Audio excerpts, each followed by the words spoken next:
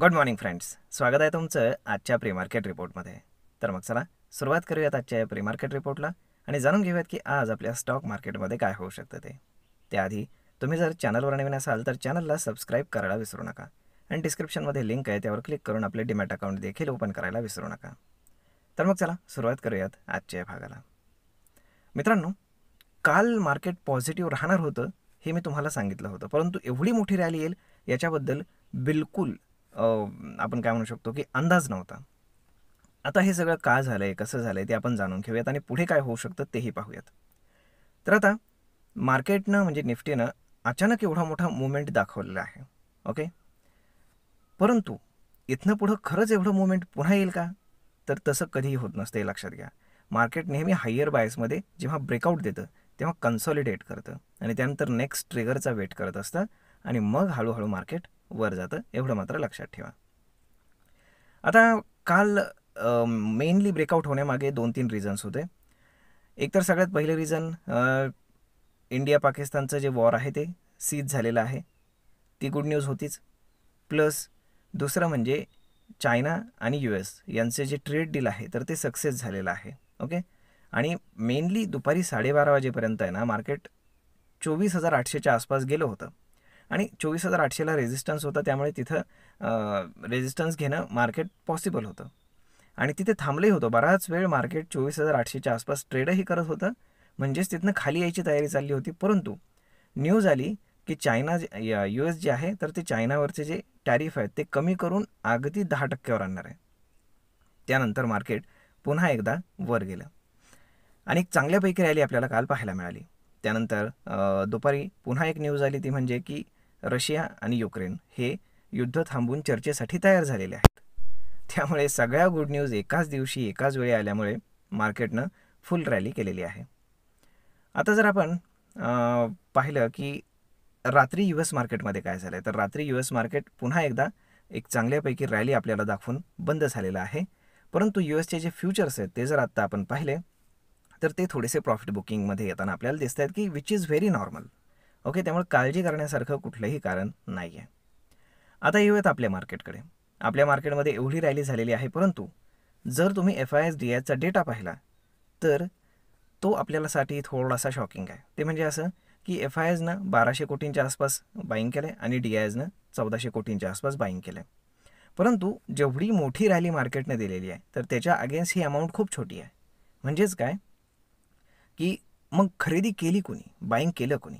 तर याच्यामध्ये मार्केट एवढ्या वर जाण्यामागे 2 रिझन्स होते. एक तर म्हणजे शॉर्ट कवरिंग.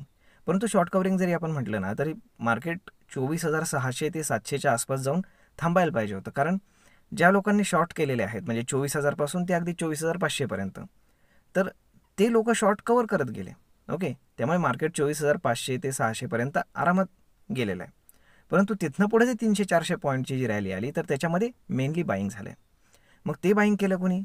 तर ते रिटेलर्सने बाईंग केलं. हे सरळ सरळ आपल्याला डेटामधनं दिसतंय आणि त्यामुळेच आज गिफ्ट निफ्टी इंडिकेट करत आहे की मार्केट साधारण 100 पॉईंटच्या आसपास गॅप डाऊन ओपन होणार आहे. जनरली मार्केट जेव्हा एवढी मोठी रॅली करून हाय पॉईंटला बंद होतं तेव्हा नेक्स्ट डेला मार्केट गॅप अप ओपन होत असतं, हे लक्षात असू द्या. परंतु आज तसं होताना आपल्याला दिसत नाही. त्याच्यामागे हे रिझन्स आहेत, हे लक्षात घ्या. कारण FIS DISकडनं मेजर बाईंग झालेलं नाही आहे. मग बाईंग झाले कुणाकडनं? तर ते झाले रिटेलर्सकडनं. ओके, आता आजचा सिनेरिओ तुम्ही लक्षात घ्या की मार्केटनं आता ब्रेकआउट केलेला आहे. जे 24,500चा जो आपण काय म्हणतो झोन होता तर तो ब्रेक करून मार्केट डेसिसिव्हली वर आलेला आहे. त्यामुळे आता 24,500 हा एक खूप चांगला सपोर्ट म्हणून आता काम करणार आहे, हे लक्षात असू द्या. त्यानंतर हायर साईडला जर आपण रेजिस्टन्स पाहिला तर टेक्निकली 24,800चा जो रेजिस्टन्स होता तो ब्रेक झालेला आहे. म्हणजेच काय, आता नेक्स्ट रेजिस्टन्स आहे तो आहे 25,200 ते 25,300च्या दरम्यान. तिथनं मार्केट कुठनंही एकदा एक चांगल्यापैकी प्रॉफिट बुकिंग दाखवू शकतं आणि मग 24,500चा जो झोन आहे तर तो एक खूप चांगला सपोर्ट म्हणून आपल्याला काम करताना दिसेल. ओके, त्यामुळे कशा पद्धतीने तुम्ही तुमच्या पोझिशन्स ॲडजस्ट करायच्या, प्लॅन करायच्या, हे मात्र तुम्ही व्यवस्थित पाहून ठेवा. आता जर आपण बाकीच्या न्यूज जर पाहिल्या म्हणजे ग्लोबल मार्केट जर आज पाहिले तर ते मोस्टली पॉझिटिव्ह आहेत. ओके, त्यामुळे टेक्निकली एक गोष्ट तुम्ही लक्षात घ्या की जर मार्केटनं आज कालचा हाय ब्रेक करून जर वर गेलं आणि जर तिथे मार्केट क्लोज करू शकलं नाही, म्हणजे दोन पॉसिबिलिटी आहेत. एकतर मार्केटनं कालचा हाय ब्रेक करून वर जाता कामा नये, हायर बायसमध्ये एक इनसाइड कॅन्डल बनवली तर आपण म्हणू शकतो की मार्केट कन्सॉलिडेट करेल. ओके. परंतु जर मार्केटनं कालचा हाय ब्रेक केला आणि पुन्हा जर मार्केट कालचा हाय ब्रेक करून डाऊन साईडला आलं आणि जर बंद झालं म्हणजे डेली कॅन्डल स्टिकवरती, तर मग आपण असं म्हणू शकतो की मार्केट तो हाय काढण्यासाठी बराच वेळ घेईल. बराच वेळ इन द सेन्स साधारण एक 8-10 दिवस 15 दिवस तरी आरामात घेईल असं माझा अंदाज आहे. आणि जर मार्केटला डायरेक्ट 25,300च्या किंवा 200च्या झोनमध्ये जाऊनच जर समजा रेजिस्टन्स घ्यायचा असेल, तर आज मार्केट कालचा हाय ब्रेक करून वरच्या बाजूला क्लोज करेल. भले 5-50 पॉईंट 100 पॉईंट वरती जाऊन क्लोज करेल, परंतु ते वर क्लोज करेल हे मात्र लक्षात असू द्या.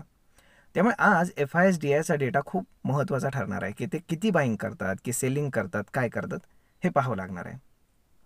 कारण केवळ रिटेलर्सच्या जीवावरती एवढं मोठं मार्केटमध्ये रॅली जी आहे ती सस्टेन होऊ शकत नाही.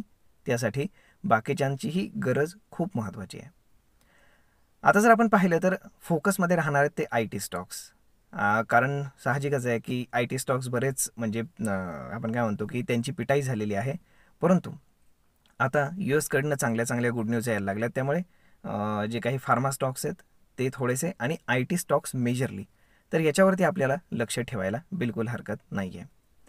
आता जर आपण दुसरी गोष्ट पाहिली तर ज्या शॉर्ट पोझिशन्स आहेत तर त्या कशामध्ये बनवल्या जाऊ शकतात, तर साहजिकच आहे की आता वॉर थांबलेला आहे. म्हणजेच ज्या काही डिफेन्स कंपनीज आहेत तर त्यांच्यामध्ये आता आपल्याला बाईंग पाहायला मिळणार नाही. त्याच्यामध्ये तुम्हाला एक प्रकारचं सेलिंग हे पाहायला मिळेल आणि सेक्टर रोटेशन होताना आपल्याला दिसेल. म्हणजे ज्या काही गोष्टी इकॉनॉमीला सपोर्ट करतात तर त्या गोष्टींमध्ये तुम्हाला जास्त बाईंग पाहायला मिळेल. Like energy stocks, energy stocks, त्यानंतर जे काही बँकिंग स्टॉक्स आहेत, NBFCs आहेत, तर याच्यामध्ये तुम्हाला मेजरली बाईंग हे पाहायला मिळेल. तर मग त्या हिशोबाने तुम्ही तुमचे ट्रेड्स जे आहेत ते प्लॅन करा. आता इंडिया विक्स जो आहे तर तो डाऊन साईडला येतो आहे. त्यामुळे ऑप्शन बाईंग करण्यामध्ये कुठल्याही प्रकारचा आपण काय म्हणतो की फायदा तुम्हाला मिळणार नाही आहे. आता मार्केट कन्सॉलिडेट करेल. त्यामुळे कालची रॅली पाहून जर तुम्ही आज काही बाईंग करायला गेलात कॉल वगैरे, तर त्याच्यामध्ये पैसे मिळणार नाही, तेवढं मात्र लक्षात ठेवा. आता गोल्ड जर आपण पाहिलं तर गोल्डनं डबल टॉप बनवला आहे आणि काल गोल्डनं क्लिअर दाखवलं आहे की गोल्ड आता खाली यायला सुरुवात झाली आहे. त्यामुळे येत्या 1-2 दिवसामध्ये गोल्ड कन्सॉलिडेट करून चांगल्यापैकी हळूहळू खाली आपल्याला जाताना दिसेल. आणि जसं जसं गोल्ड खाली जाईल तसं तसं मार्केट स्टेबल होत हळूहळू वरती जाण्याचाच प्रयत्न करेल, हे लक्षात ठेवा. कारण त्याचं अपोजिट कोरिलेशन एकमेकांसोबत नेहमी राहतं म्हणून. तर मित्रांनो, आजचा दिवस आणि FISDIचा डेटा हा खूप महत्त्वाचा राहणार आहे. आणि प्रॉफिट बुकिंगची जी वेळ आहे तर ती आहे 25,200 ते 300च्या दरम्यान. इथनं एक चांगल्यापैकी प्रॉफिट बुकिंग होऊ शकतं. त्यामुळे तुमच्याकडे जे काही स्टॉक्स असतील ते तिथे गेल्यानंतर तुम्ही तुमचे स्टॉक सेल करण्याचा विचार करू शकता आणि त्यानंतर थोडंसं नॉर्मलाइज मार्केट झाल्यावरती पुन्हा एकदा तुम्ही चांगल्यापैकी बाईंग करू शकता. तर मग मित्रांनो, आय होप तुम्हाला हा व्हिडिओ, ही माहिती नक्कीच ट्रेड आणि इन्व्हेस्टमेंट करण्यासाठी उपयोगी पडत असेल. जर हा व्हिडिओ तुम्हाला आवडला असेल तर आपल्या जवळच्या मित्रमंडळींसोबत देखील हा व्हिडिओ तुम्ही शेअर करायला विसरू नका. धन्यवाद.